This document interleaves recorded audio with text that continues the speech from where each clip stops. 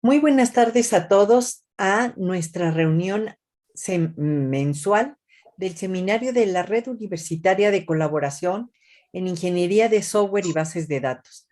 Nos da mucho gusto que estén aquí presentes para tratar un nuevo tema de interés para todos nosotros.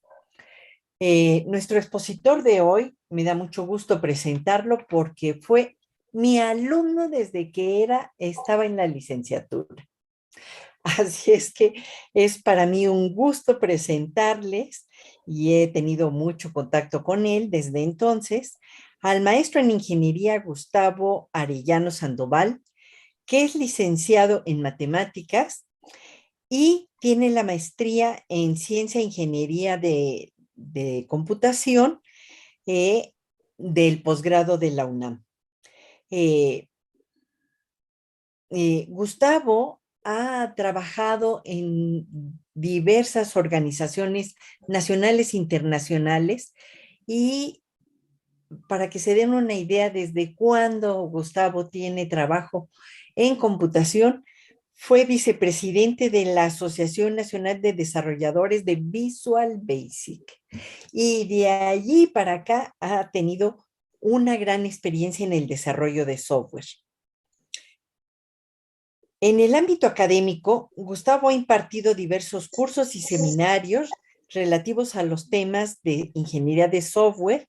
En este seminario 4 veces, cosa que le hemos agradecido siempre mucho, pero también en diversos países como Chile, Ecuador, España, Estados Unidos, Puerto Rico y Canadá. Actualmente posee 14 certificaciones activas en diversos ámbitos como Scrum, Ethical Hacking, Secure Programming, Java, TCP, entre otros. Gustavo fue socio fundador de Kevlar Technologies, una empresa dedicada al desarrollo de tecnologías y productos de vanguardia para la industria de TIC.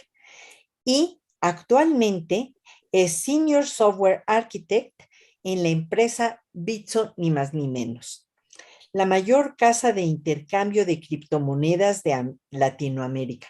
Así es que es un gran experto en el tema y le agradecemos mucho que haya aceptado nuestra invitación para darnos esta charla. Muchas gracias, Gustavo. Adelante.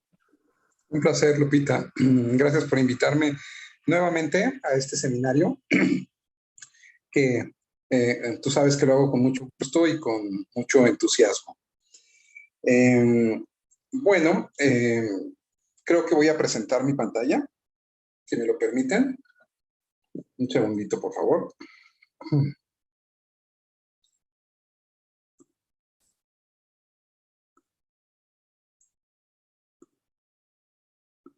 Estoy compartiendo. ¿Ya se puede ver? ¿Ya se puede ver? Eso, perfecto. Excelente. Bueno, muchísimas gracias nuevamente a todos. Bueno, pues inicio.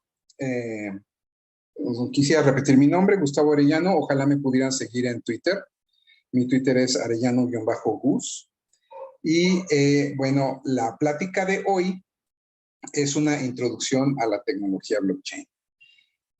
Quise especialmente poner introducción porque la tecnología blockchain en realidad está compuesta por un conjunto de tecnologías. No es una sola tecnología, o podríamos decir que la tecnología blockchain es la unión de varias tecnologías o técnicas que han existido en la computación desde hace muchísimos años, desde el mismo inicio de la computación.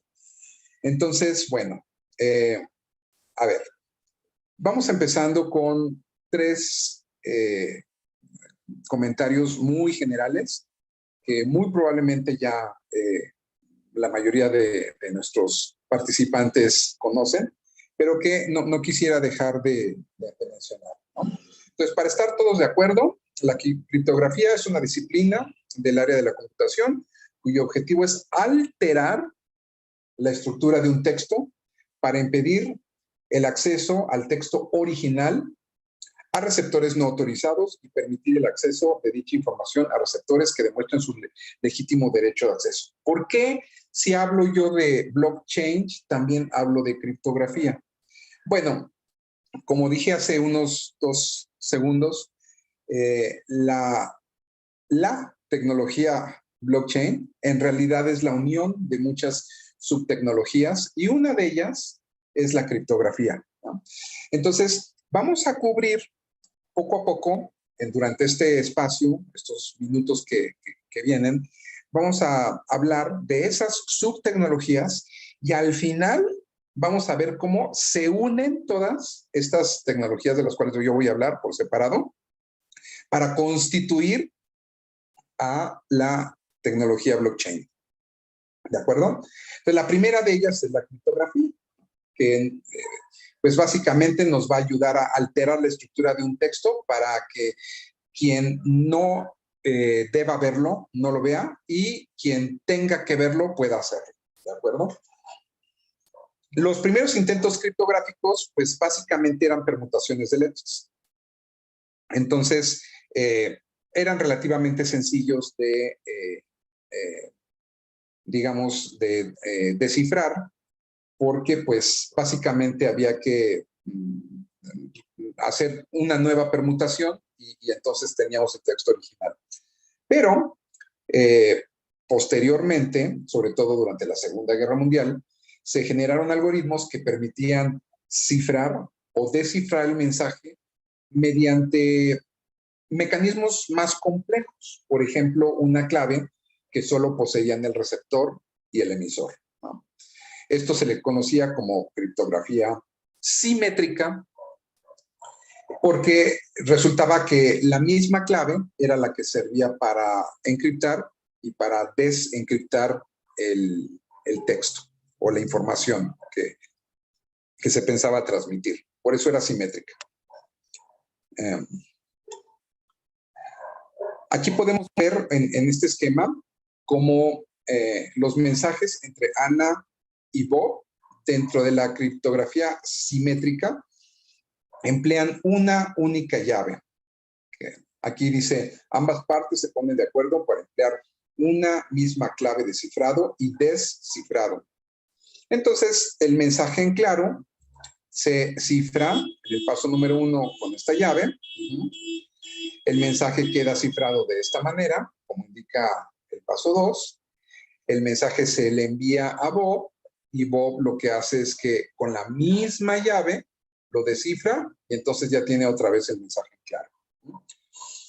Cualquier intercepción de este mensaje, el 2, el que se encuentra en medio, por un tercero no autorizado, pues está seguro porque pues ese tercero no tiene la llave con la cual lo va a poder desencriptar. Entonces, digamos que en ese sentido está muy bien la criptografía simétrica, pero el problema está en cómo poner de acuerdo a ambas partes para tener la misma clave de cifrado. Además, si esta llave caía en manos de un tercero, pues todo el proceso fallaba, ¿no? Porque pues se interceptaba el mensaje y este mensaje ya podía ser desencriptado con la llave que había sido robada, ¿de acuerdo? Entonces, sí era útil, pero presentaba el problema de que había una única llave y en caso de que a Ana se la quitaran o a Bob se la quitaran, pues podían no solamente desencriptar, sino que podían encriptar un texto y enviarlo fingiendo que lo había hecho Bob o que lo había hecho Ana.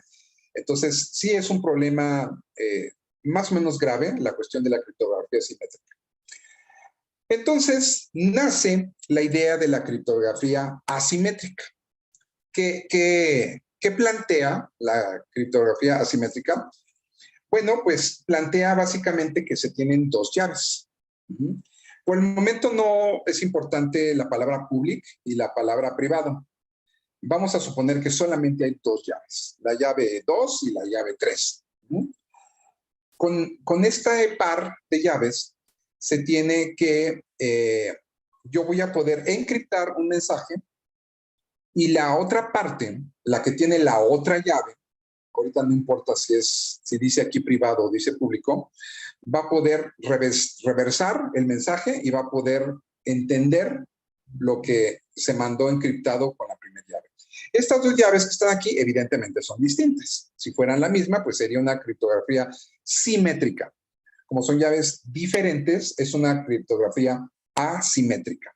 Y hasta aquí no hay ningún algoritmo en particular, solamente sabemos que existen dos llaves, con una encripto y con la otra desencripto.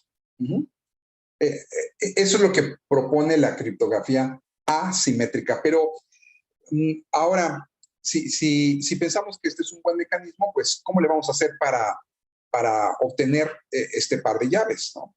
¿Cuál sería la propuesta de implementación para esta infraestructura de criptografía asimétrica?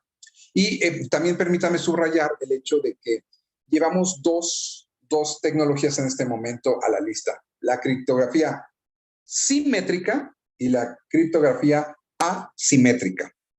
Ambas van a ser y van a formar un papel muy importante dentro del contexto de la tecnología blockchain. De hecho, son fundamentales y no podría entenderse la tecnología blockchain si no se entiende también y si no se tiene claro el concepto de criptografía asimétrica y el uso de una llave pública y una llave privada. Bueno, es aquí en donde aparece el algoritmo RSA. Se llama RSA porque lo hicieron tres matemáticos del MIT, que es Rives, Shamir y Adelman. Estos matemáticos proponen un mecanismo basado principalmente en la complejidad que existe para poder factorizar la multiplicación de dos números primos, sobre todo si ellos son muy grandes. Si nosotros escogemos dos números primos bastante grandes y los multiplicamos y le damos ese resultado multiplicado a una persona, a una computadora, no va a ser realmente fácil volver a obtener la descomposición de esos dos números primos. Bueno, basados en esa idea y basados en la complejidad que existe para poder factorizar o descomponer un número que sabemos que está compuesto por la multiplicación de dos números primos, pues generan dos ecuaciones que, si bien es cierto que están relacionadas matemáticamente la una con la otra, vamos a ver que es realmente difícil derivar una de la otra, ¿no? Vamos a suponer que Bob quiere enviar un mensaje a Alicia, pero de manera que solamente ella lo pueda leer. Entonces, Alicia envía a Bob una caja con un candado abierto, por separado, es decir, juntos, ¿no? Pero no cerrado el candado. Y además, Alicia solamente tiene la llave. Entonces, Bob recibe la caja, escribe el mensaje, lo pone dentro de la caja y lo cierra con el candado que estaba abierto y que llegó junto con esa caja. Ahora Bob ya no puede leer el mensaje porque él cerró con candado esa caja y resulta que Alicia es la única que tiene esa llave. Bob envía la caja. De hecho, ni Bob ni nadie, absolutamente nadie puede leer ya ese mensaje porque solamente Alicia tiene esa llave. Ahora Bob envía la caja a Alicia y ella, cuando lo recibe, lo puede abrir con su llave. En este ejemplo, la caja con el candado es la llave pública de Alicia y la llave del candado es la llave privada, porque esa llave solamente la tenía Alicia y el candado pues, lo podía tener cualquiera, ¿no? Entonces es la llave pública. Ahora bien, técnicamente Bob envía a Alicia un mensaje llano, o sea, en texto claro, M, en forma de un número natural positivo M, menor que otro número N, mediante un protocolo, y digo reversible porque en realidad una función es la inversa de la otra, conocido como padding scheme. Y a continuación se genera el mensaje separado C mediante la siguiente operación. Ahí se tiene una ecuación modular que dice C es igual a M elevado a la E módulo N, donde E es la llave pública de Alicia. Ahora Alicia descifra el mensaje muy fácilmente, ¿no? De la siguiente manera, el mensaje va a ser igual a C elevado a la D módulo N, donde D es la llave privada que solamente Alicia conoce. ¿Cómo se construyeron estas dos ecuaciones? Bueno, es relativamente sencillo. Aquí se puede ver el procedimiento. Estuve pensando mucho si lo veíamos detenidamente, paso por paso, porque en realidad no es tan complejo. Pero decidí que si era atractivo, lo podíamos ver al final de la presentación, porque básicamente es un sistema de ecuaciones que utilizan el algoritmo de Euclides extendido para poder calcular los valores N y E, que son justamente la llave pública y la llave privada es N y D. Entonces, si hay interés por parte de los participantes y si se quiere ver con detalle, bueno, lo podríamos ver al final de esta presentación. Pero bueno, me esmeré porque cada uno de estos pasos fuera muy entendible, inclusive con algunos microejemplos. Y bueno, pues si se desea, se ve al final. Por el momento, me lo voy a saltar. Ahora, resumiendo, con la propuesta RSA se generan dos llaves. A una se le llama pública y a otra se le llama privada. Pero realmente no importa el nombre. Vamos a pensar que es la llave A y la llave B, ¿no? Y estas llaves sí están relacionadas matemáticamente, sí lo están. Es decir, es factible derivar una llave a partir de la otra, pero es completamente incosteable hacer esa derivación en un tiempo razonable con una computadora, ya que el poder de cómputo para que pudiéramos derivar una de otra tomaría muchos años y bueno, pues no sería costeable. Entonces, que quede claro que sí es verdad que digamos que en la infraestructura de llave pública y llave privada, es posible derivar una a partir de la otra, sí, pero sería muy complejo y muy tardado. Entonces, no sería realmente viable, ¿no? Podríamos casi pensar que la llave pública y la llave privada no están relacionadas entre sí. Aunque sí lo están, pero para efectos prácticos podríamos pensar que podemos estar tranquilos de que si alguien tiene nuestra llave pública o nuestra llave privada, va a ser prácticamente imposible derivar la otra a partir de la que ya se tiene, ¿no? Además, esto es muy importante. Cuando se genera un par, es completamente arbitraria la forma en la que nombramos la llave pública y la llave privada. Se generan dos llaves, punto. Podemos tomar la que sea, llamarle pública, y a la otra le vamos a llamar privada. Y es un hecho que si yo encripto un mensaje con una de ellas, también va a ser posible decriptar ese mensaje con la otra. Entonces, trabaja este algoritmo en ambas direcciones. Ahí se puede ver abajo cómo la función f de encripción aplicado a la llave privada, coma, la función de encripción aplicado a la llave pública del mensaje, es exactamente igual a la función de encripción con la llave pública, coma, la función de encripción con la llave privada, coma, el mensaje, que es exactamente igual al mensaje. Entonces son inversas por la derecha e inversas por la izquierda. Esas funciones modulares que vimos dos láminas hacia atrás, y es completamente arbitraria la selección de pública y privada. Una vez que nosotros tenemos la llave pública y la llave privada, las nombramos y listo. No es que la pública tenga características especiales distintas a la privada, no. Es simplemente darle un nombre, y una vez que están nombradas, va a ser posible entregarle la que nombramos como pública a todo el planeta si queremos y quedarnos con la otra. ¿De acuerdo? Ahora, punto y aparte. Algoritmos de digestión. Ya nos quedó claro qué es una llave pública, qué es una llave privada, y ahora necesitamos entender qué es un algoritmo de digestión. Bueno, un algoritmo de digestión es, por ejemplo, el algoritmo MD5. Los algoritmos de digestión toman un argumento de caracteres, una secuencia de caracteres de cualquier tamaño. Pueden ser 10 caracteres, 100 caracteres o 1,000 millones de caracteres, y a cambio me regresan una cadena de 32 caracteres, que podríamos, entre comillas, considerarlo como la huella digital de la secuencia de caracteres original. ¿Por qué?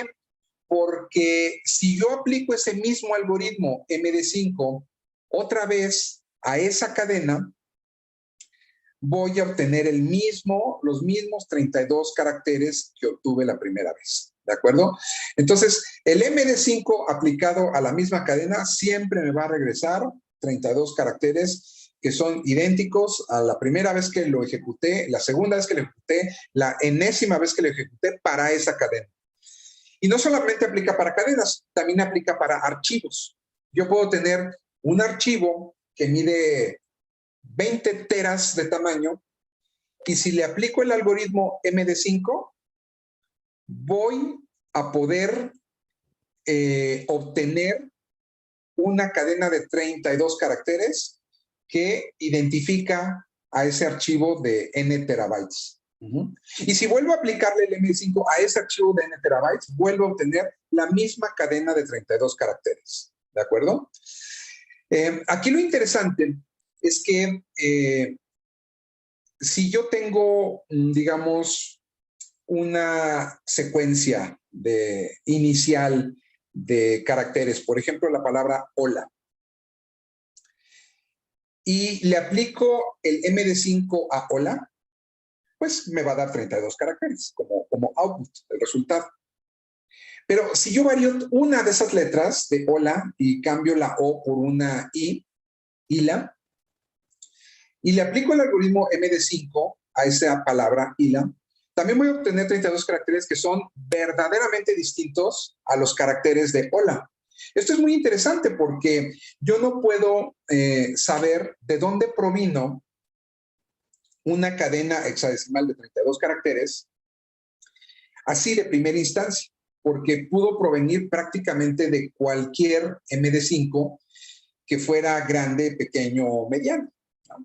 Entonces, un algoritmo MD5 me da muchos beneficios y me da muy poquitas desventajas. Como dije, uno de los grandes beneficios es obtener una especie de huella digital de esa secuencia original de caracteres. La desventaja que yo pudiera tener con un algoritmo MD5 es que obviamente se puede dar alguna colisión. ¿Cuántas secuencias de caracteres de cualquier tamaño pudiera yo tener? Pues un número infinito. Puedo tener, utilizando, digamos, 256 caracteres, pero generando cadenas de cualquier longitud, pues yo puedo tener un número infinito de posibilidades de argumento para el algoritmo MD5. Y en cambio, el algoritmo MD5 siempre me va a regresar 32 caracteres. Entonces, evidentemente, existen una cantidad infinita de secuencias de caracteres que coinciden con el mismo algoritmo MD5, porque me van a arrojar 32 caracteres. Pero lo interesante es que es dificilísimo encontrar una colisión. Hace algunos años, tal vez unos 5 o 6 años, o quizá más, tal vez unos 10 años, el mismo Google anunció que había podido encontrar una manera de generar una colisión con el algoritmo MD5. Y entonces fue muy sencillo. Se generó el algoritmo SHA, que es igual un algoritmo de digestión, pero que reducía la posibilidad de tener colisiones, el SHA-1. Y después se generó el SHA-256, que es aún más difícil tener colisiones, y luego el SHA-512, en donde es aún más difícil tener colisiones. Y entonces los algoritmos de digestión ya se han convertido en un estándar mundial.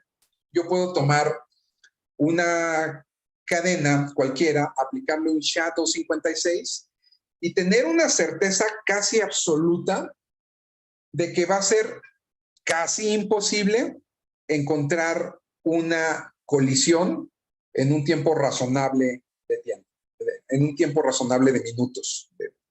Entonces, bueno, así están los algoritmos de digestión.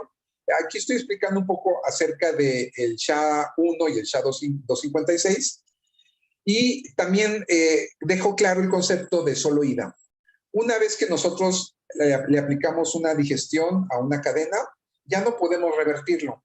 Queda como está. O sea, es una huella, pero a partir de esa huella yo ya no voy a poder reconstituir la cadena original.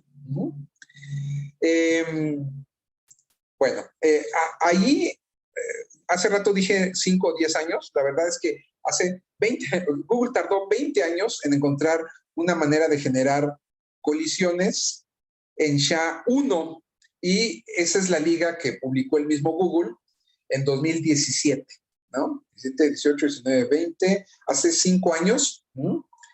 Y anunció la primer colisión SHA-1, pero no ha podido encontrar colisiones para SHA-256 y mucho menos para SHA-512, ¿no? Que son algoritmos mucho más complejos. Entonces, podemos tener la seguridad de seguir obteniendo huellas digitales sin colisiones para archivos o cadenas de texto, con la seguridad de que es casi imposible que encontremos otro archivo u otra cadena de texto con el mismo SHA, ¿vale? Entonces, a la fecha llevamos varias técnicas. Tenemos la encripción simétrica, tenemos la encripción asimétrica, tenemos los algoritmos de digestión. Aquí podemos ver estos algoritmos, aquí podemos ver cómo hola con H mayúscula le corresponden esos 32 caracteres, hola con H minúscula le corresponden esos otros 32 caracteres. Aquí podemos ver adiós con A mayúscula y adiós con D mayúscula, y la palabra Parangaricutirimícuaro. Todos estos son ejemplos de MD5. Ahora, siguiente técnica que vamos a utilizar para poder entender la tecnología blockchain, y es la generación de un UID, un Unique ID. Supongamos que tenemos una colección de símbolos. En este caso es el 1, el 2, el 3, 4, 5, 6, 7, 8, 9, 0. Después todas las letras mayúsculas y después todas las letras minúsculas. Ese conjunto, si contamos cada uno de los caracteres, tiene exactamente 64 símbolos. El número total de cadenas distintas de longitud n, en donde cada posición puede ser cualquier símbolo de F, es obviamente 64 a la n. ¿Están de acuerdo? Porque en la primera posición puedo poner cualquiera de los 64 símbolos, en la segunda puedo poner cualquiera de los 64 símbolos, en la tercera puedo poner cualquiera de los 64 símbolos. Entonces, si tengo n posiciones, bueno, pues yo puedo generar ¿cuántas cadenas distintas? 64 a la n. Perdón. Para un n razonablemente grande, por ejemplo, 16, y aquí cualquiera de ustedes me diría, ¿en 16 es suficientemente grande? En verdad, una cadena de 16 letras puede ser muy grande. No, la verdad es que una cadena de 16 letras no es tan grande, pero lo que sí podríamos decir es que el número total de cadenas distintas de longitud 16 que se pueden formar empleando los símbolos de F son 2 a la 96. O sea, una cantidad brutal de cadenas solamente para cadenas de solamente 16 posiciones, ¿de acuerdo? Ahora, imagínense si yo hablara de 32, ¿no? Cadenas constituidas por 32 de estos elementos sería 64 elevado a la 32, una cantidad brutal de cadenas. Bueno, de lo anterior, la posibilidad de generar dos cadenas idénticas de longitud 16 en un proceso aleatorio es verdaderamente muy baja. 1 entre 2 a la 96, ¿están de acuerdo? Entonces, una vez que yo genero una cadena, generar otra vez esa cadena en un proceso aleatorio con una distribución normal, pues sería realmente muy difícil. 1 entre 2 a la 96, ¿no? Y entonces, esto nos conlleva a que no es tan remota ni compleja la idea de pensar en un UID, en un Unique ID, que esté constituido no por 16, sino, por ejemplo, por 32 caracteres, ¿no? Entonces, si yo tengo una cadena de 32 caracteres generada de manera aleatoria y cada uno de estos caracteres puede ser uno de los símbolos que están en F, bueno, pues evidentemente es casi seguro que va a ser un pseudo random, ¿no?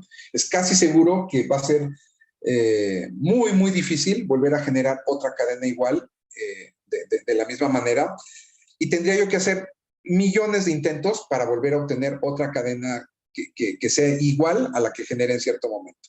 ¿De acuerdo? Entonces, tenemos ya una forma de generar UIDs, ¿no? Tomamos un conjunto arbitrario de n caracteres y escogemos una cadena de R caracteres en donde cada uno de ellos sea un elemento de la familia inicial y entonces, bueno, ya podemos generar cadenas aleatorias. Ahora, voy a unir algunos de los conceptos que he mencionado, ¿no? Vamos a suponer que yo tengo un archivo que se llama tarea.doc, que es un archivo que está hecho en Word. ¿Ah? Entonces, como es un archivo que está hecho en Word, pues yo le puedo sacar un MD5 y cada vez que yo le aplique MD5 a tarea.docx, me va a generar exactamente el MD5, ¿vale? Entonces, vamos a suponer que a este archivo yo le genero el MD5 y además a ese MD5 le aplico mi llave privada que solamente tengo yo y genero un mensaje con esta llave. Entonces, el mensaje firmado, entre comillas, firmado, no es otra cosa que el MD5 que ha sido encriptado con una llave que yo poseo, ¿de acuerdo? Y este mensaje se lo puedo enseñar a quien yo quiera. Realmente se lo puedo enseñar a todo el mundo. Le puedo decir, miren, aquí tengo un mensaje que he firmado con mi llave privada. Ahora, vamos a suponer que esta tarea docx es encriptada con una llave pública, con una llave pública. Y entonces, esta llave pública la posee todo el mundo. O sea, todo el mundo posee esta llave pública. Y esto me genera un mensaje encriptado. Bueno, por la parte de arriba, donde tenemos este 1 rojo, este mensaje solo lo puede desencriptar Fred con su llave privada. ¿Están de acuerdo? Entonces, aquí podemos ver dos aplicaciones súper interesantes de lo que acabamos de ver. Si alguien que tiene una llave pública, recordemos que la llave pública se la vamos a entregar a todo el mundo. Si alguien que tiene una llave pública encripta un texto, nadie lo va a poder desencriptar más que Fred con su llave privada. Por otro lado, si Fred obtiene un MD5 del archivo tarea.doc y encripta ese MD5 con su llave privada y le da este mensaje encriptado a todo el mundo, bueno, pues todo el mundo va a poderse dar cuenta de que el archivo tarea.docx sí lo hizo Fred. ¿Saben por qué? Porque todo el mundo va a tener la posibilidad de sacarle el MD5 al archivo que tienen y con la llave pública desencriptar este mensaje privado que está aquí y entonces les tiene que dar exactamente el MD5 que acaban de obtener. ¿De acuerdo? Entonces, acabamos de tener dos técnicas, una que se llama no repudio y otra técnica para que cualquier persona me pueda enviar un mensaje cifrado y solamente yo lo pueda descifrar, a pesar de que ese mensaje cifrado esté publicado en cualquier parte. ¿De acuerdo? Entonces, estas dos técnicas que están ustedes viendo aquí, las vamos a utilizar extensivamente en el proceso de blockchain, más la capacidad de digestión. Vamos a avanzar. Y entonces, antes de eso, subrayar 4 puntos, ¿no? Las aplicaciones en el mundo real, pues es lo que vamos a ver justamente, la tecnología blockchain, y vamos a ver por qué, uniendo estas subtecnologías, tenemos realmente una tecnología de encadenamiento de bloques. Tenemos los protocolos de comunicación. Por ejemplo, ustedes cada vez que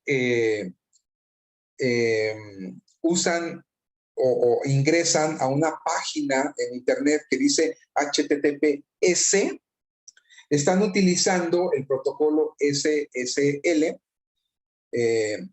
que emplea la infraestructura de llave pública y llave privada a través de un mecanismo que se llama handshake para poder enviar y recibir información en un canal seguro.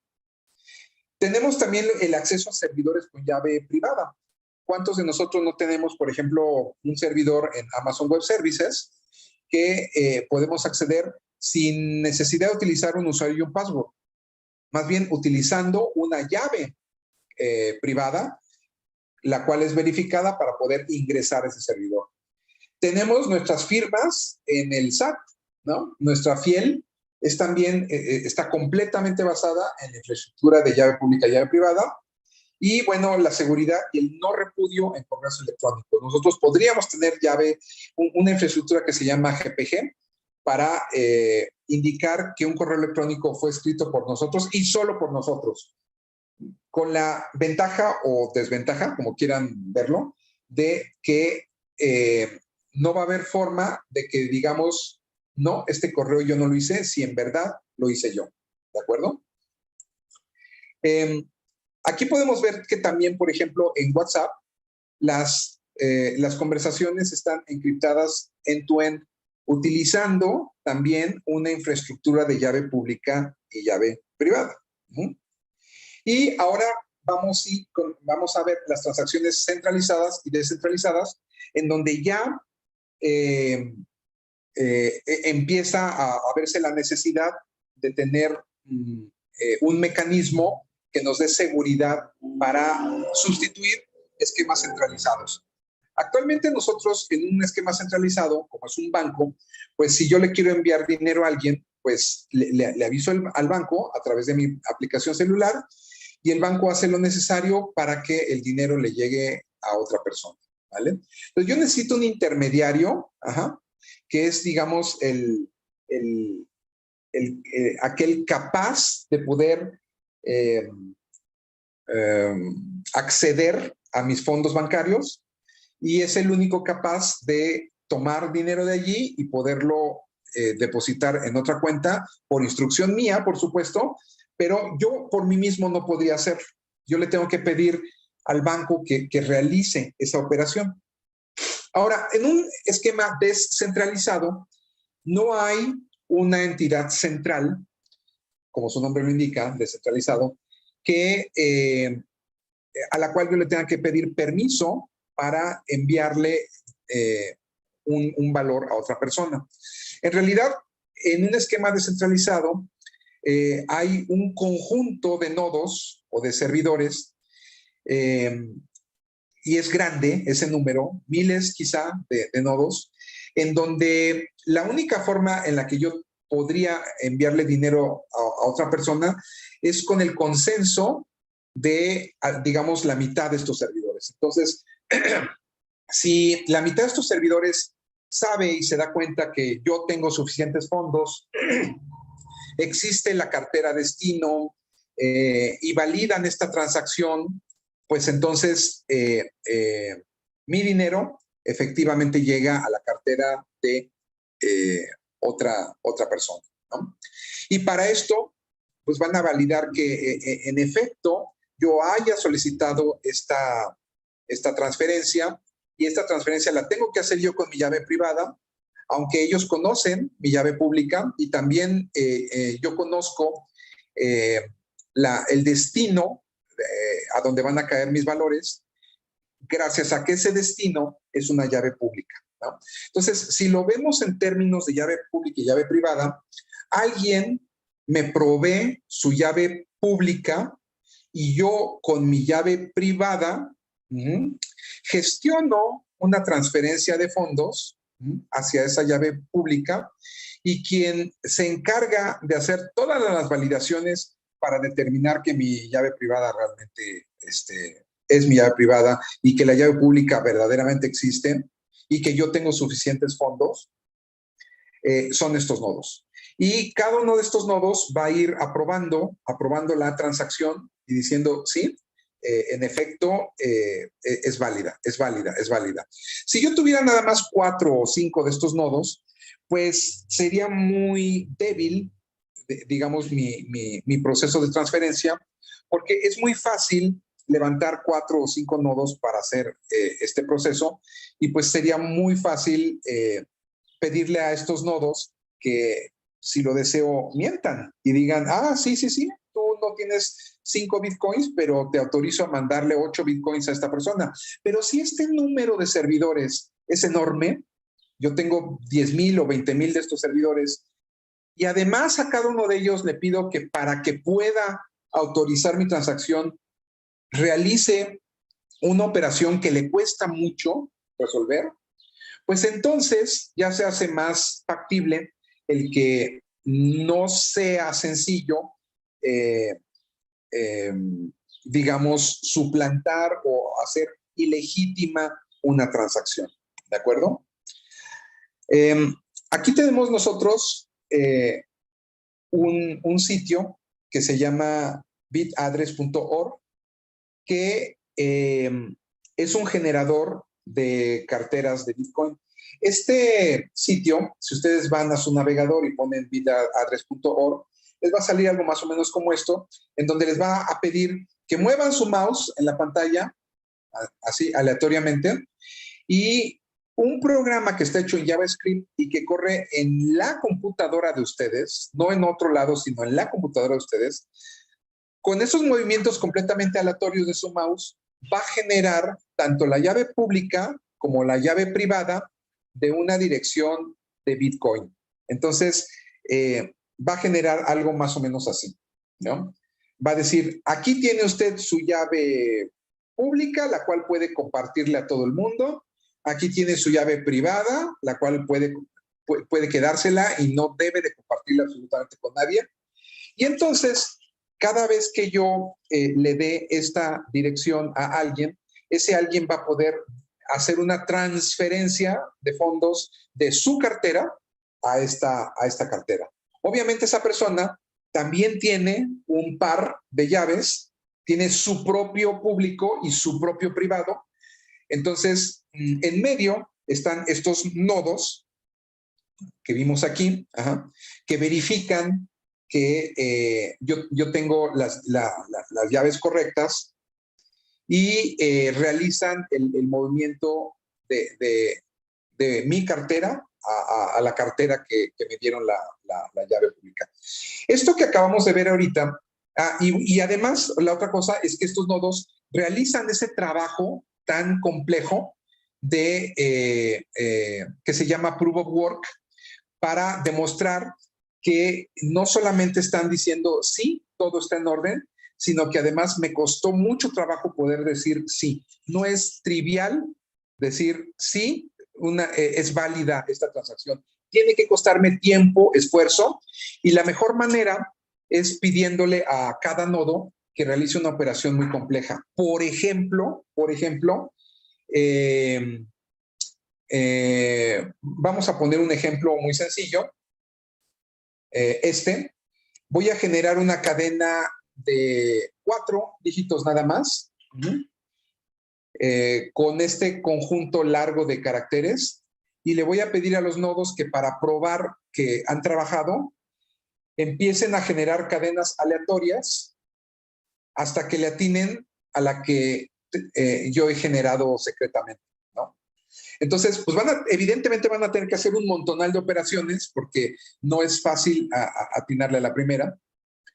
Y hasta que logren haber hecho un montonal de operaciones, van a poder adivinar esa cadena única, y entonces van a poder tener la posibilidad de decir, sí, la transacción es válida. Pero puede tardarse mucho. Inclusive, si yo hago este número mucho más grande, ya no son 4, sino 6, 8, 16, o 32, o 64, cada vez va a ser más difícil para un nodo poder decir, a ver, sí, ya validé que todo estaba correcto y ahora tengo que demostrar que he trabajado.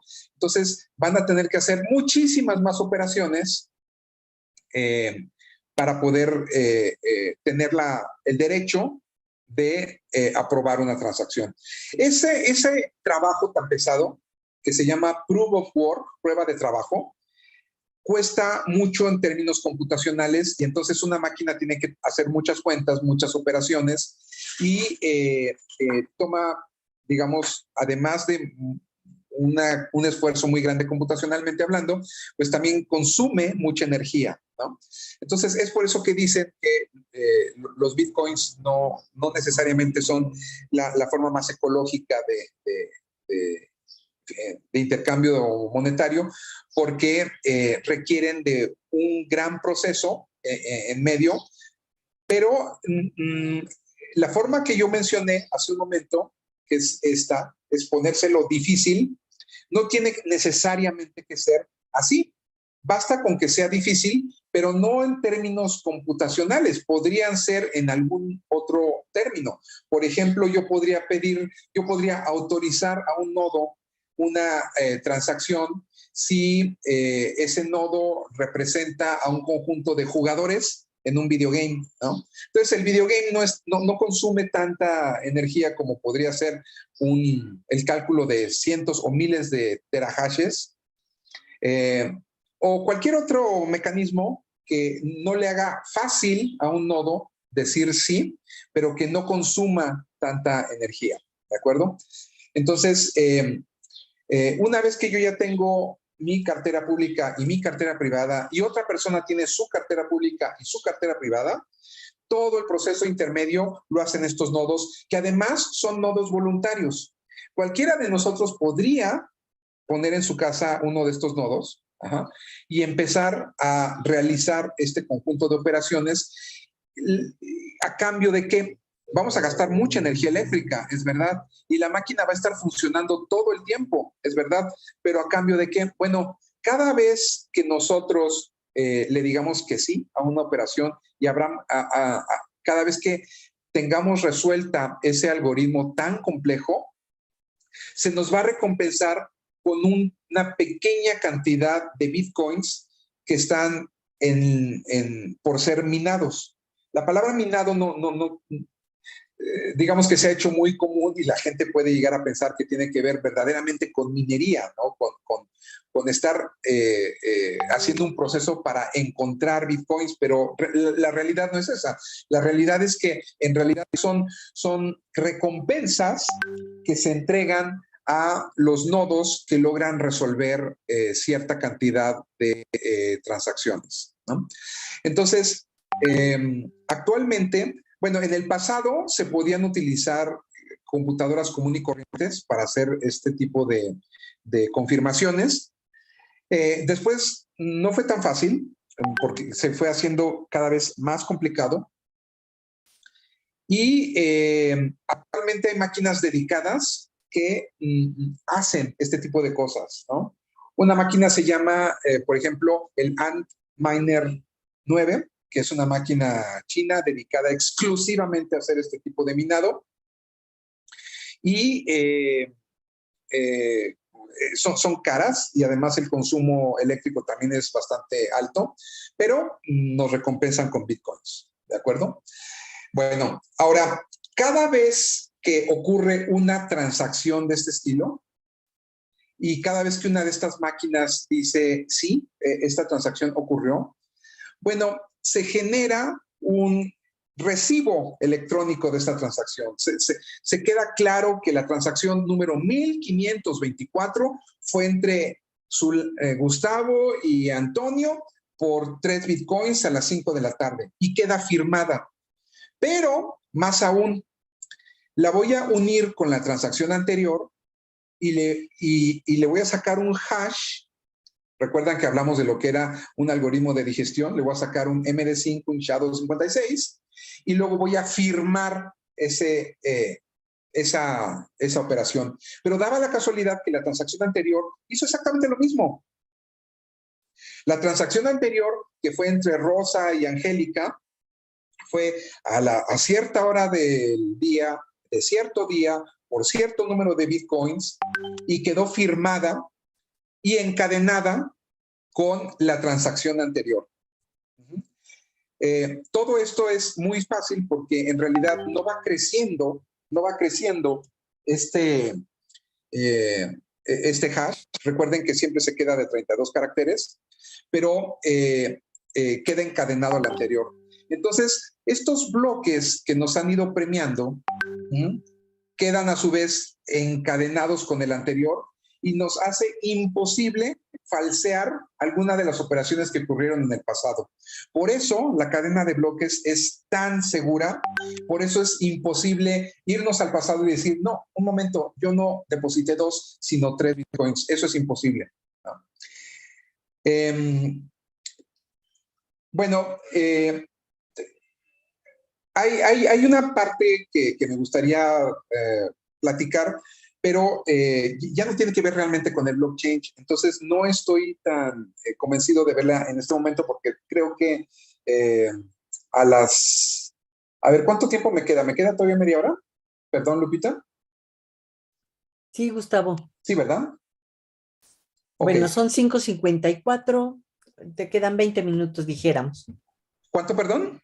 No, sí, puedes usar la media hora porque no tenemos casi preguntas. Ah, perfecto. Bueno, pues entonces, a ver, les voy a poner la otra presentación, que es la segunda parte. Aquí va.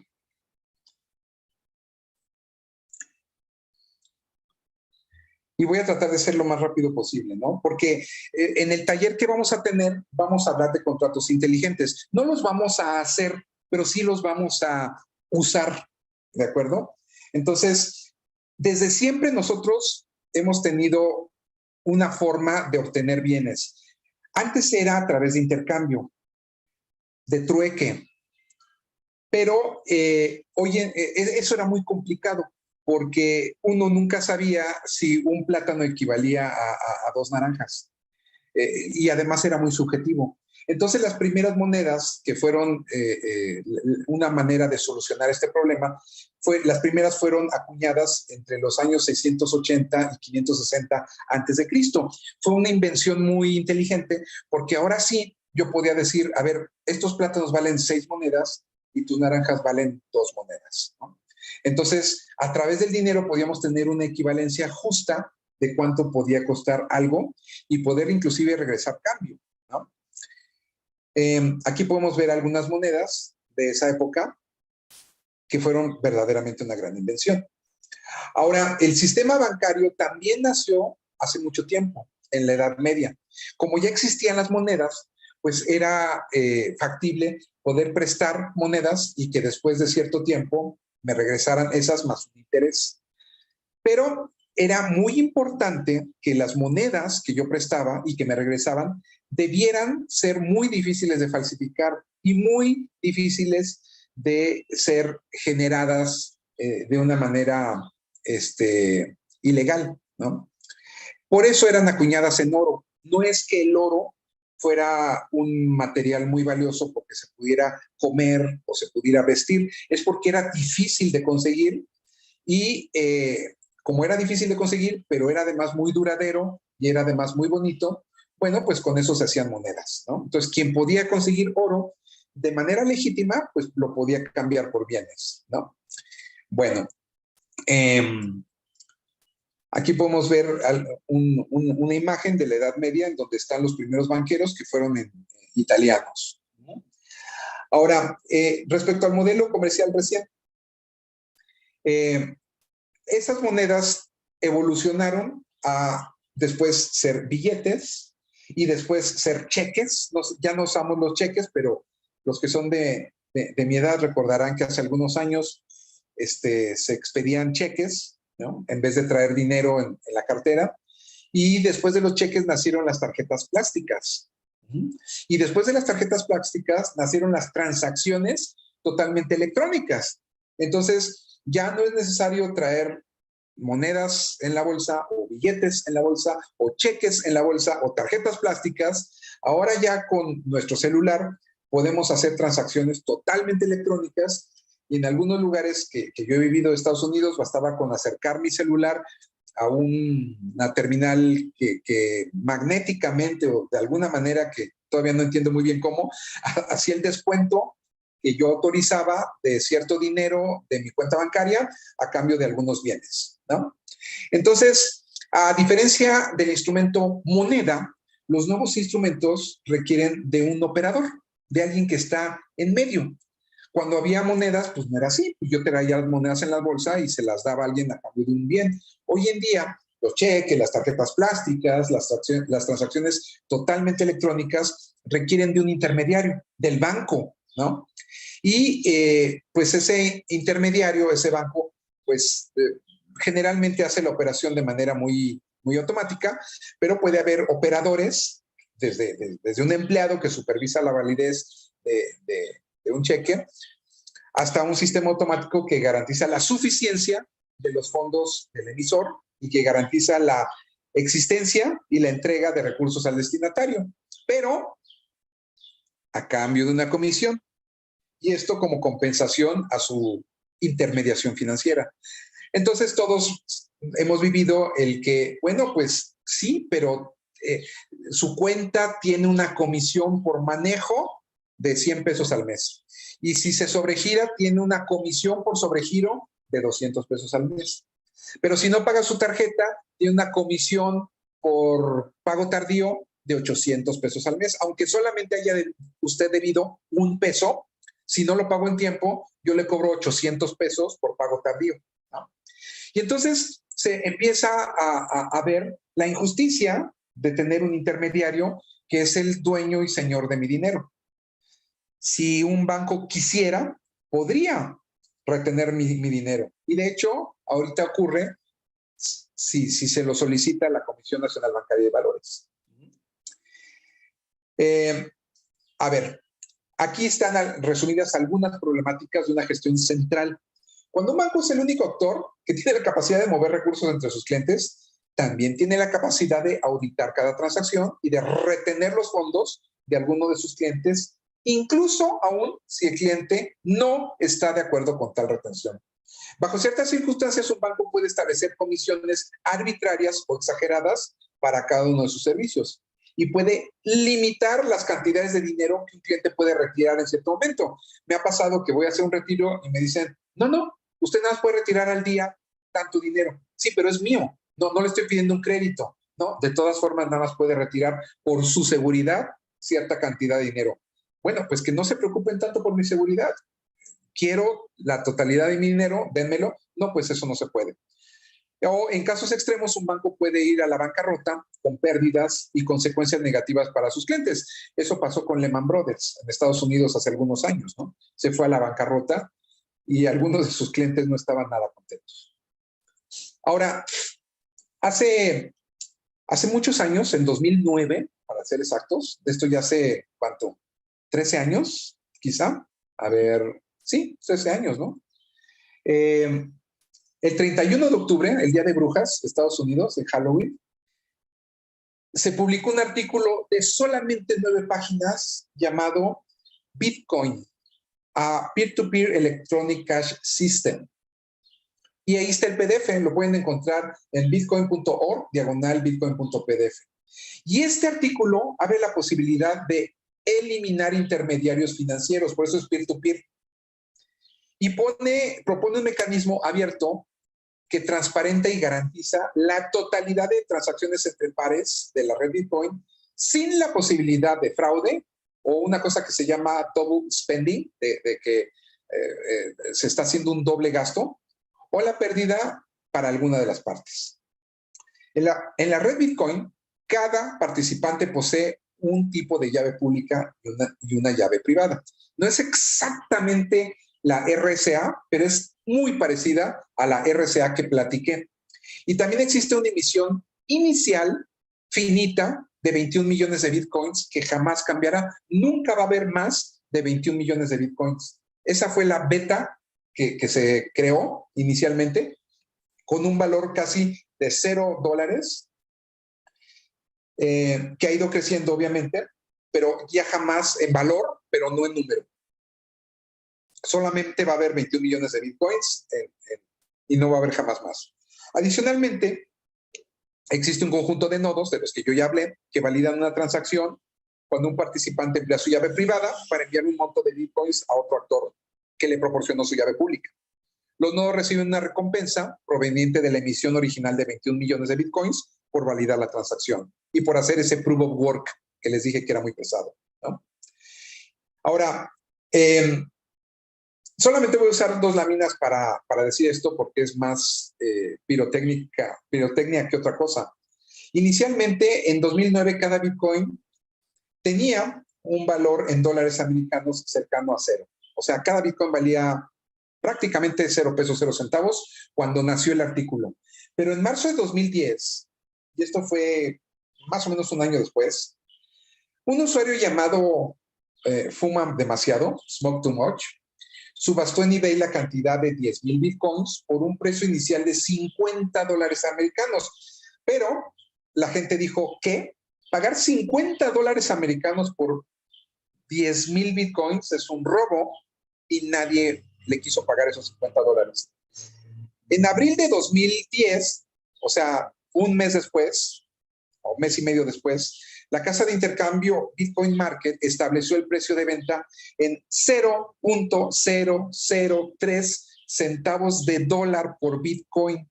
O sea que con $63,000, con eso yo hubiera podido comprar la venta completa de 21 millones de Bitcoins. Y el 22 de mayo de 2010, allá habían pasado 2 meses a partir del usuario Smoke Too Much, un hombre llamado Laszlo Hanyesk, no sé cómo se pronuncia, pero bueno, Hanyesk, pagó 10,000 coins a una persona que a cambio le envió 2 pizzas grandes a su casa, que por cierto le costaron algo así como $30. En ese entonces, 10,000 bitcoins estaban valorados en $40, pero el comprador aprovechó una oferta de Papa John's y ambas pizzas le costaron, había dicho 30 hace un momento, perdón, le costaron $25, ¿no?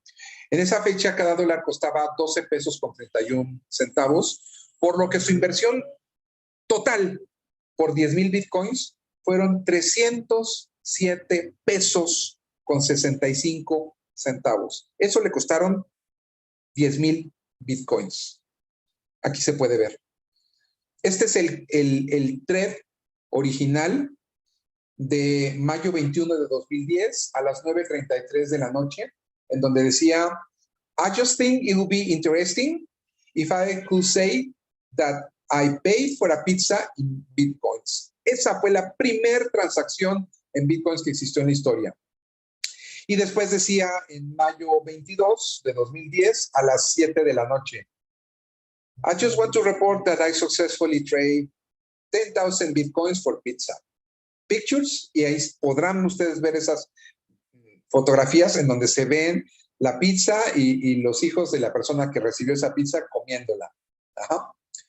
Gracias al usuario llamado Jerkos. Bueno, el 26 de diciembre de 2017, solo 7 años después de esa transacción, el valor de un Bitcoin era $19,872. O sea que el valor de 10,000 Bitcoins ese día, el 26 de diciembre de 2017, eran 198,729,271 dólares, que equivalían a un poquitito más de 4,000 millones de pesos mexicanos. Esos 307 pesos, 7 años después, costaban 4,000 millones de pesos mexicanos. Y yo recuerdo claramente en diciembre de 2017 que un millonario llamado Warren Buffett dijo, esto es una burbuja, es un scam, no va a durar. Bueno, he de decirles que hace solamente algunos meses el Bitcoin ya no costaba $19,872, costaba $65,000. Y entonces, pues esos 4,000 millones de pesos serían más o menos el triple, 12,000 millones de pesos, ¿no?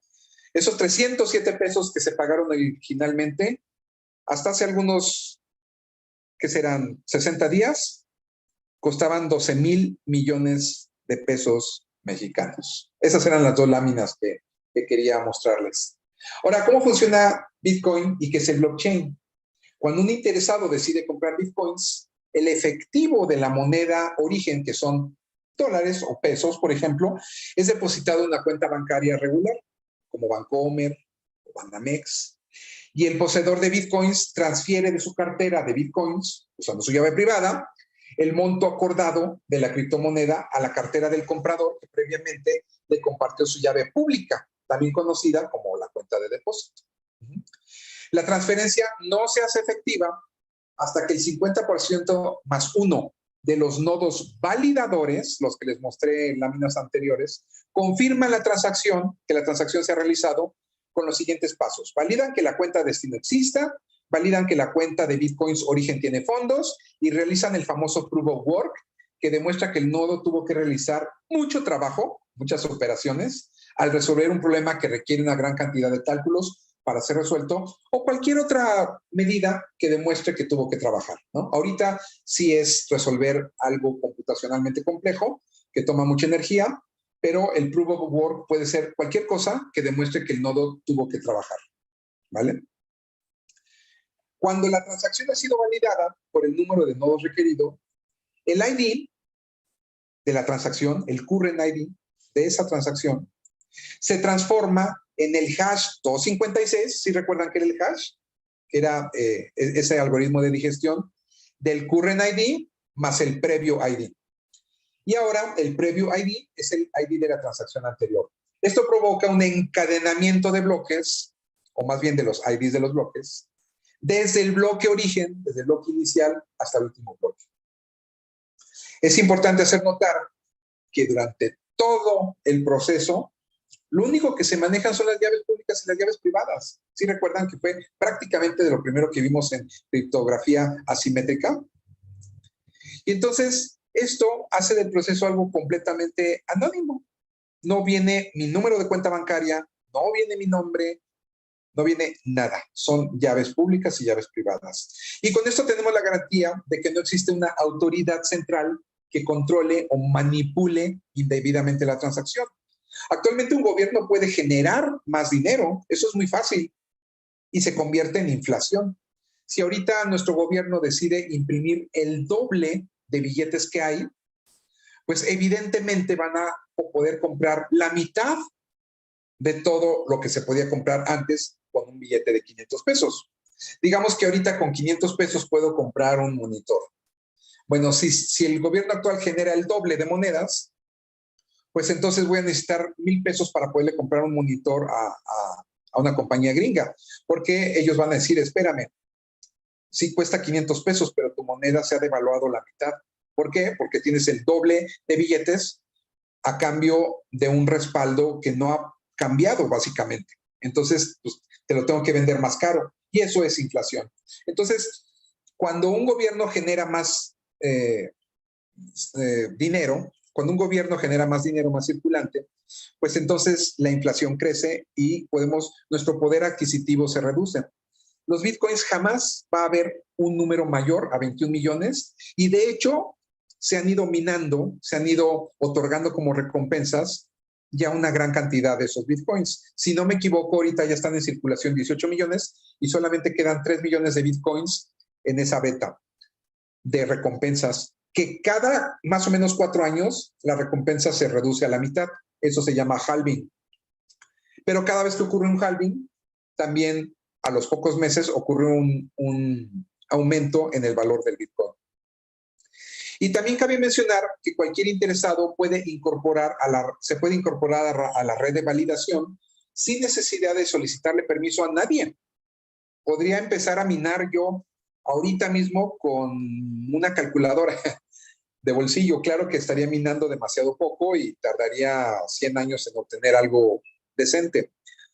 Pero puedo tener una granja de minadores y entonces obtener recompensas más o menos interesantes, ¿no?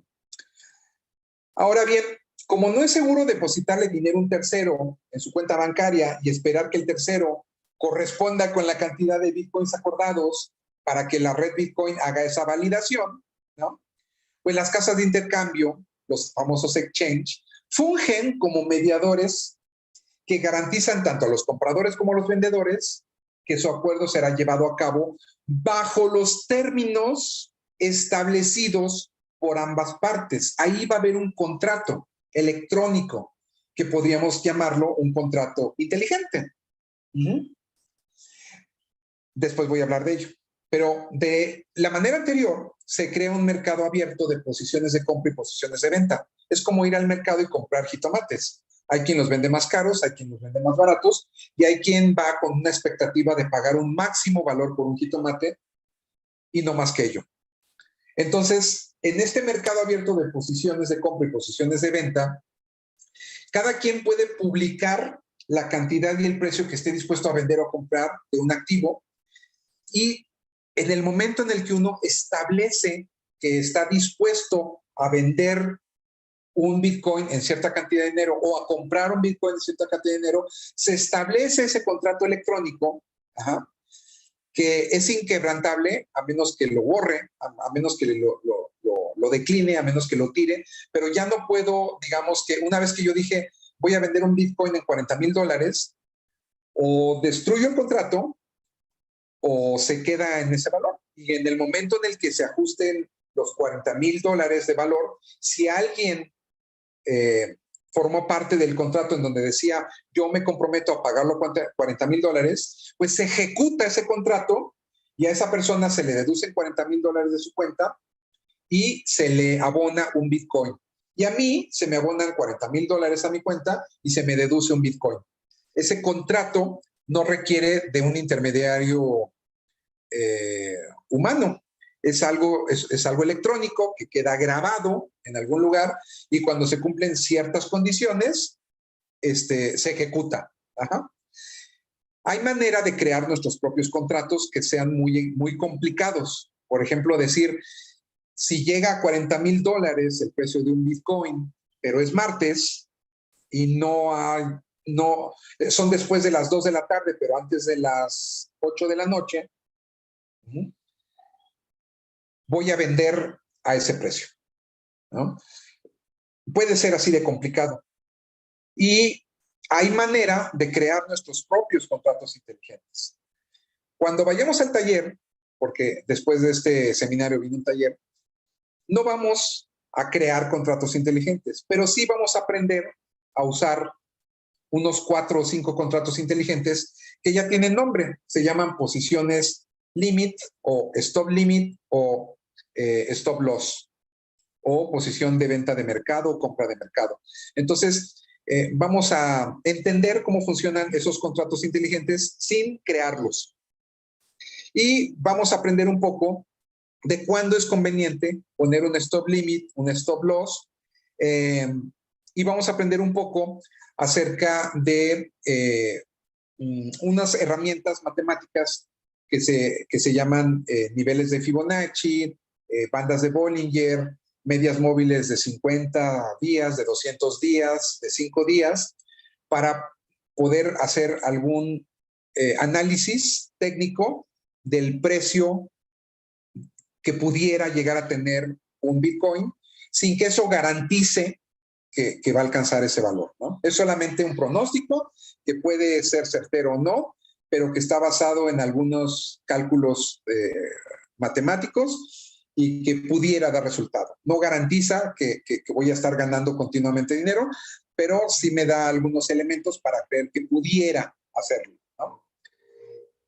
Y bueno, evidentemente si una posición de compra-venta es muy lejana al precio actual, pues es evidente que la transacción podría no llevarse a cabo nunca. Si yo hago un contrato, si yo pido o creo un contrato en donde digo que quiero comprar un Bitcoin en $1, pues sí se va a crear, pero difícilmente alguien me va a vender un Bitcoin en $1 nunca, ¿no?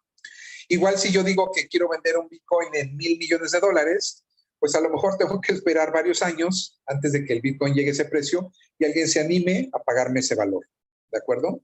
Entonces, un contrato inteligente no necesariamente implica que se va a ejecutar alguna vez, pero sí implica que está ahí presente para que cuando se den ciertas condiciones se ejecute, y de eso vamos a hablar en el taller. No va a ser necesario que programen, no va a ser necesario que tengan un editor de código, que compilen. porque eso sería si ustedes quieren crear contratos inteligentes. Nosotros solamente vamos a usar algunos contratos que ya existen y vamos a ver algunas herramientas que nos van a permitir pronosticar con cierto nivel de seguridad, pero no con una seguridad al 100%, de cuál pudiera ser el precio a corto o mediano plazo y ya, vamos a hacer uso de esos contratos, ¿vale? Y bueno, eso es justo lo que acabo de explicar ahorita, ¿no? Que vamos a ver un contrato llamado Sell Limit, otro que va a llamar Void Limit, otro que se va a llamar Stop Loss, otro que se va a llamar Stop Limit, ¿de acuerdo? Eso es lo que vamos a ver en el taller. Ajá. Y con esto termino mi presentación. Espero haber usado el tiempo adecuadamente. Si quieres, Lupita, podemos iniciar una sesión de preguntas y respuestas. Muy bien. Pues llegaron, dije que había poquitas preguntas, pero llegaron muchas. Entonces, aquí van las preguntas que voy a hacer. Usaste muy bien el tiempo. Voy a empezar por quien preguntó hizo la primera pregunta. Carlos PR. Si la encriptación ahora es tan segura, ¿cómo es que los análisis forenses pueden descifrar información cifrada? ¿Qué tipo de tecnología usan? Bueno, una de las certificaciones que yo tengo es Forensic Investigator. Y lo que yo puedo asegurar es que hay niveles de encripción.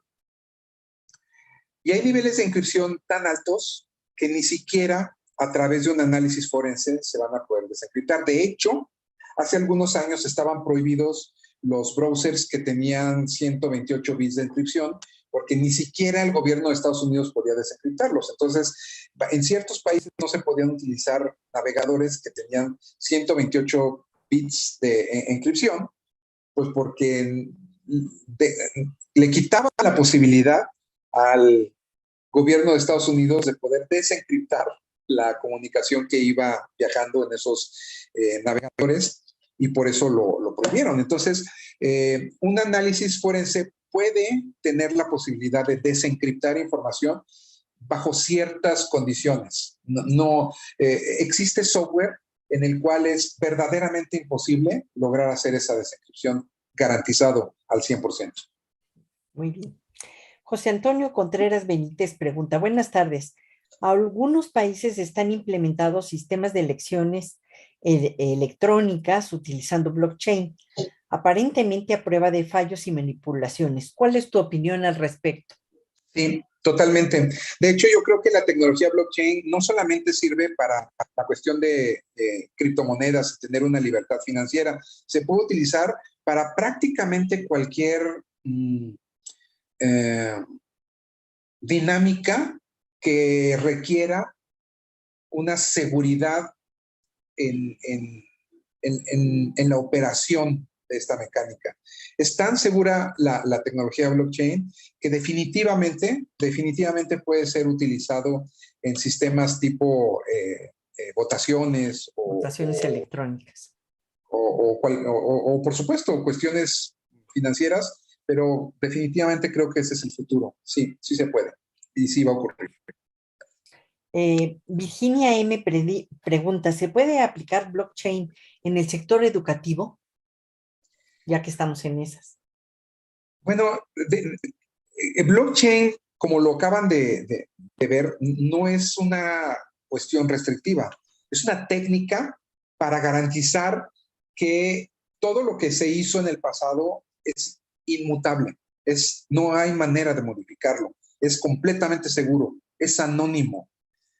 Entonces, con base en lo que acabo yo ahorita de decir, no es restrictivo para la parte de educación o para la parte de política o para la parte financiera. Creo que blockchain se puede utilizar en cualquier área en donde se requiera transparencia, seguridad, inmutabilidad. En resumen, a la respuesta es sí, sí creo que se puede emplear. Bueno, y en ese sentido, Luz Ramírez nos pregunta, te pregunta más bien, yo qué voy a saber, ¿qué tan caro es implementar el blockchain? ¿Qué tantos nodos intermedios debe haber como mínimo para que pongan su cadena de información para dar validez a las transacciones?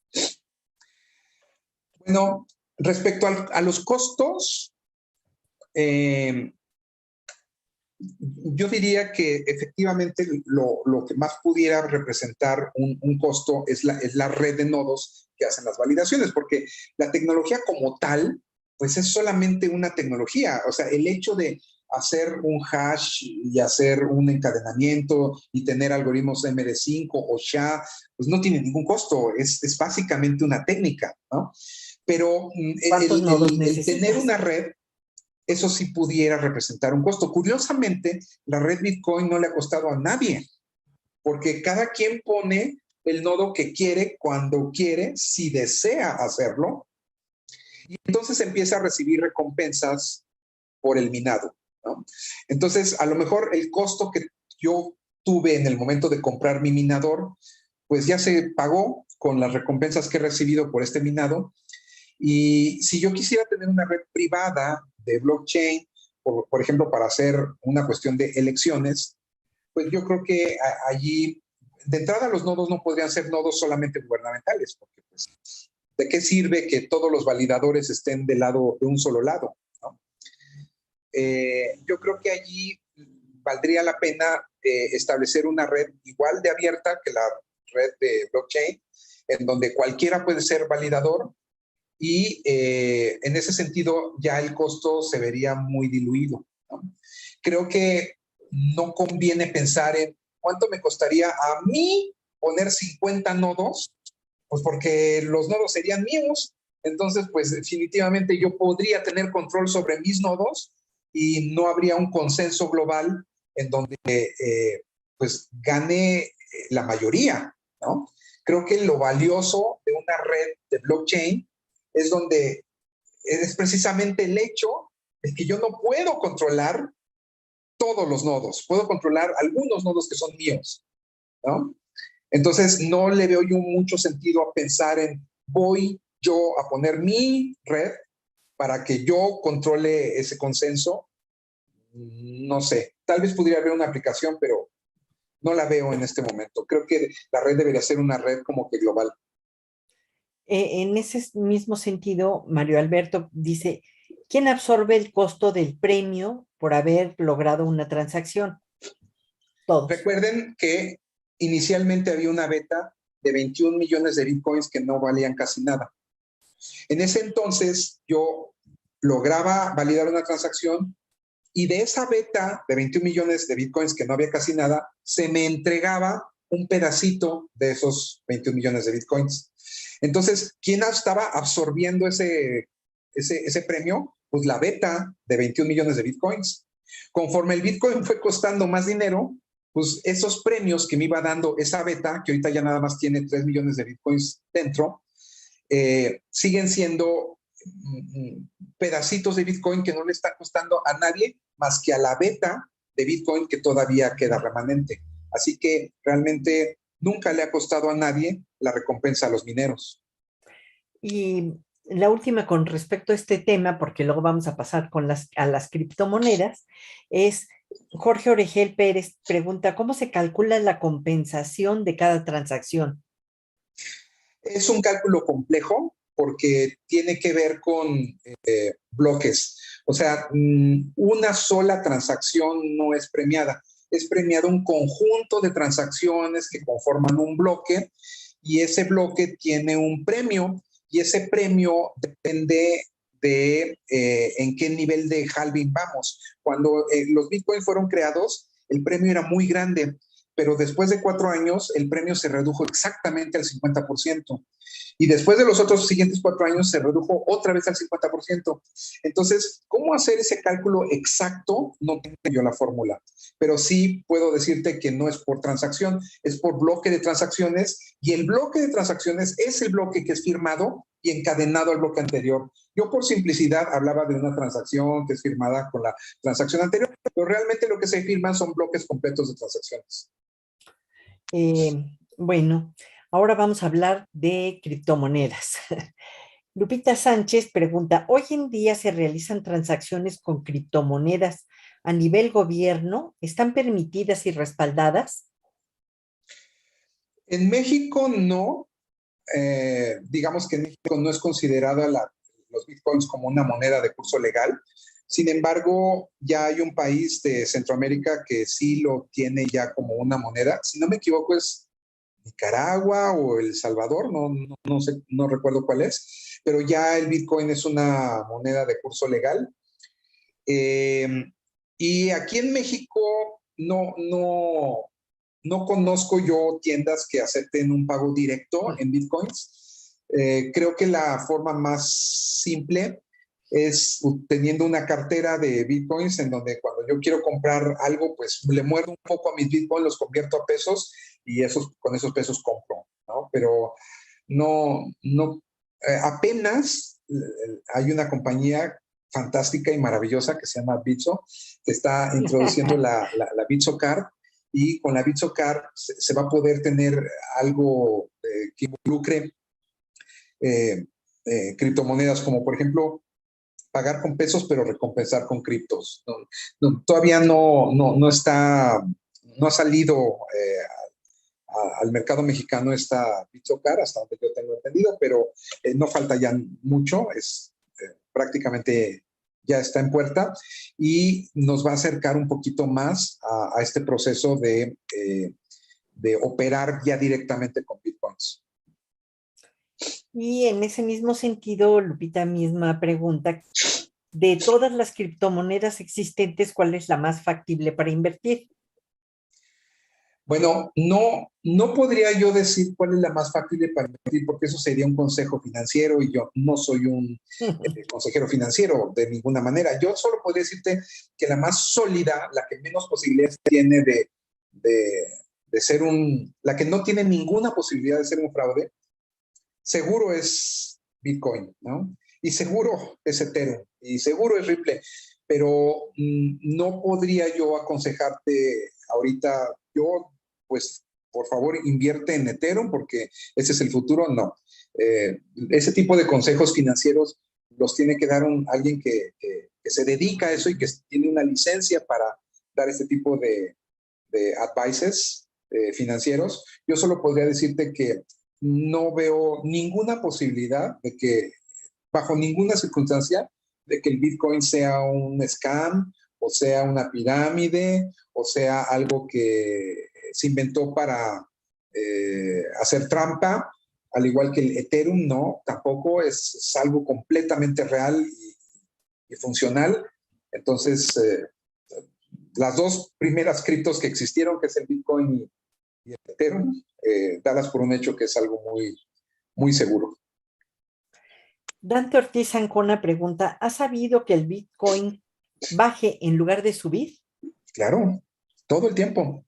De hecho el Bitcoin agarra cualquier periodo de 5 días y te vas a encontrar 3 bajadas y 3 subidas, seguro. El Bitcoin se encuentra subiendo y bajando todo el tiempo. Lo que pasa es que en una tendencia global, lo que yo veo es que siempre está subiendo, ¿no? O sea, ve cuánto costaba hace un año, ve cuánto costaba hace 2 años, ve cuánto costaba hace 3 años. Y eso yo lo veo como una tendencia creciente. Si recuerdo todavía mis clases de cálculo, veo una tendencia creciente, pero es normal. Creo que sería un error pensar que el Bitcoin siempre es creciente, estrictamente creciente. Eso es totalmente falso, ¿no? Sube y baja. Déjame ver. José David Vázquez Cuevas dice, ¿otras criptomonedas operan con contratos iguales o semejantes de Bitcoin? Todas las criptomonedas poseen o tienen medio para poder comprarse y venderse en stop limit y stop loss y market price, etcétera. Hasta donde yo sé, muchísimas monedas están basadas en Ethereum y Ethereum introduce la creación de contratos inteligentes ya de una manera abierta, a través de un lenguaje para programarlas. Entonces han nacido, si no cientos, tal vez, no, si no miles, tal vez centenas de criptomonedas a partir de Ethereum y sus contratos inteligentes. Así que la respuesta,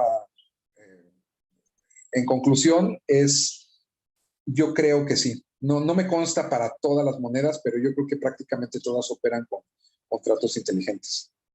Hay miles de criptomonedas, por cierto. Eh, Cambiando otra vez de tema, pero la última pregunta que es muy interesante, la hace José Cándido. Muchas gracias. Mi pregunta es, en la UNAM, ¿qué aplicaciones, en dónde ya se está usando y qué se requiere para contar con esta tecnología en proyectos de la institución? No sé si tú lo sepas o alguien lo sepa por ahí. Sí, no, realmente dentro de la UNAM no sé dónde se esté empleando blockchain. Yo lo que te puedo decir es que hay países que ya lo utilizan, por ejemplo, para las cuestiones de elecciones, votaciones. Evidentemente, la tecnología blockchain para la cuestión financiera es fundamental. O sea, pronto, en un futuro muy cercano, vamos a tener bancos totalmente descentralizados, bancos que no le pertenecen a un señor de apellido árabe o algo así, van a ser completamente descentralizadas. Y yo creo que también pueden ser utilizadas para cuestiones aduanales o cuestiones en donde varias partes estén certificando que ocurrió un cierto proceso, como por ejemplo una línea de producción que tenga distintos controles de calidad y cada punto, cada checkpoint firma la, la cadenita de bloques asociada a esa producción de calidad. Pero en la UNAM no sé dónde se esté empleando la tecnología blockchain. Bueno, pues muchas gracias, Gustavo. Y también, bueno, tú ya lo dijiste muchas veces en esta presentación, vamos a tener un taller al que hacemos la invitación. Es un taller sin costo que amablemente impartirá Gustavo el viernes 22 de abril de 10 a 12 horas y hay que inscribirse antes del jueves 21 de abril hasta las 11:59 de la mediodía. El que se apunte a las 12 se va a quedar fuera del mediodía.